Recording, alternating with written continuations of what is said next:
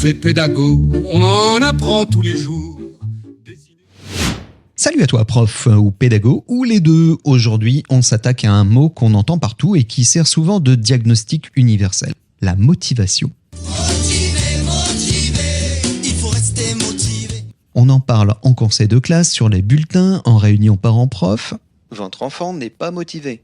Il pourrait réussir s'il était plus motivé. Ah bon? Parce que c'est un interrupteur, la motivation. Jour, nuit, jour, nuit, jour, nuit. Monsieur Lacouille, je vous en prie, à la longue, ça devient casse-pied. Tu tournes un bouton et hop, c'est reparti. Comme brancher une Tesla sur une borne. Non, pas vraiment. Aujourd'hui, on va soulever le capot. On va voir comment ça marche chez nos collègues et surtout comment on peut la nourrir, la relancer, la faire durer, sans se déguiser en clown ou distribuer des bonbons à tour de bras. Parce que non, un paquet de Haribo, ce n'est pas une politique éducative.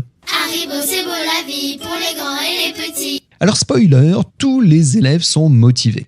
Ouais, tous.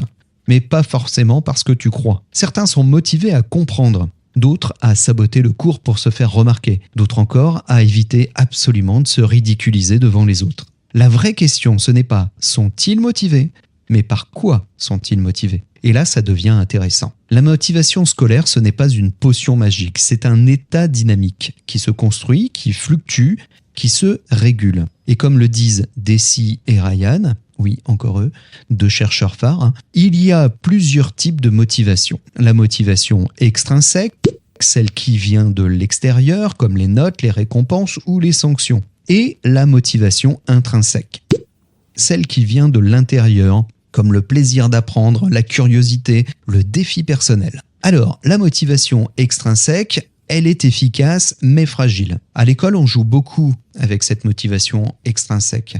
Tu as bien travaillé, tu as un smiley. Tu rends ton devoir, tu as un 16 sur 20. Et c'est vrai, ça marche, mais pas longtemps. C'est comme un café, ça réveille, mais ça ne nourrit pas. Dès que la carotte disparaît, la motivation s'effondre. Alors, il existe 3 besoins fondamentaux. Pour passer de la motivation de surface à un engagement profond, Deci et Ryan identifient 3 besoins psychologiques fondamentaux. 1. L'autonomie. 2. La compétence. 3. Le lien social. Quand ces besoins sont satisfaits, la motivation devient plus stable, plus durable, plus intérieure. Alors comment nourrir cette autonomie ? L'intention et l'autonomie, ce n'est pas « faites ce que vous voulez ». C'est « j'ai le sentiment de choisir, de comprendre, de participer ». En classe, ça peut passer par choisir entre 2 sujets de rédaction, décider de l'ordre des exercices, proposer ce qu'on veut mieux comprendre. Ces petits choix changent le rapport à l'activité. Je ne subis pas, je m'engage. Et il faut nourrir la compétence. Un élève motivé est un élève qui se sent capable. Pas forcément le meilleur, mais en progrès. Et ça passe par du feedback précis. Ton introduction est claire, la prochaine fois développe tes exemples. Ça, c'est du retour qui donne envie de recommencer. Pas un juste bien écrit en rouge au coin. Et puis nourrir le lien social également est important. Un élève apprend rarement seul. Il a besoin de se sentir relié, reconnu, accepté. Une classe où l'on se moque, c'est une classe où la motivation est en chute libre. Une classe où l'on se sent à l'aise, c'est une classe où on a envie de participer. Le climat de classe est donc un moteur de motivation. Et puis ça passe par la posture de l'enseignant. Ta façon d'introduire une activité peut tout changer. Imagine la version plate. Allez, on va faire un travail de groupe. Ou la version engageante. Je vous propose une activité où vous allez pouvoir choisir votre angle, coopérer et montrer ce que vous avez compris. Et tu connais l'effet Pygmalion ? Si tu crois qu'un élève va échouer, il y a des chances qu'il échoue. Si tu crois qu'il peut progresser, il y a de fortes chances qu'il progresse. Tes attentes influencent ses résultats. Ce n'est pas de la magie, mais presque. Il suffit de se souvenir d'allumer la lumière. Enfin, pense à varier les mini-victoires. Prendre 30 secondes pour reconnaître un progrès, même minuscule, peut changer la journée d'un élève. C'est un carburant discret mais puissant.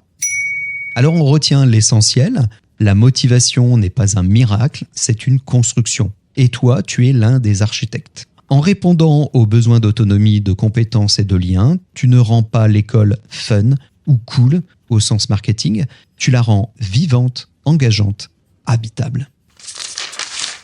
C'était l'épisode 3 de Prof et Pédago. Dans le prochain épisode, on parlera de soft skills et de signaux faibles. Comment lire entre les lignes, capter ce que l'élève ne dit pas et agir sans devenir psychologue improvisé. D'ici là, prends soin de tes élèves, de tes collègues et de toi. Prof un jour, pédago toujours. Prof et pédago, on en apprend tous les jours. Des idées, des outils.